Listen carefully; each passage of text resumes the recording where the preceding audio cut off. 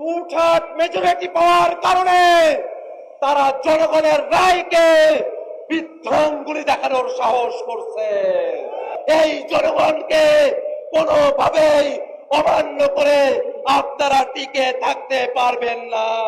সংস্কার হবে সেটাকে বলে অবৈধ, এমন বিচারিতা বাংলাদেশের মানুষ সহ্য করবে না। ভাইরা আমার, আমরা সংস্কার পরিষদের কথা বলছি, এটা নতুন কোনো কথা নয়।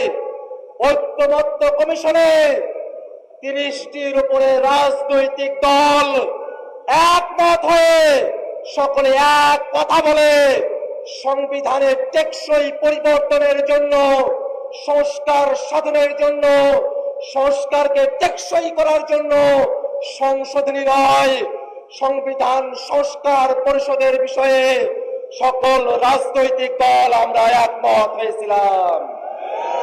কিন্তু দুর্ভাগ্যের বিষয়, ভোটের আগে পর্যন্ত তারা ফরমালি গণভোটের বিপক্ষে বলে নাই, কিন্তু ভোটের পরে টুঠাট মেজরিটি পাওয়ার কারণে তারা জনগণের রায়কে বিধ্বংগুলি দেখানোর সাহস করছে।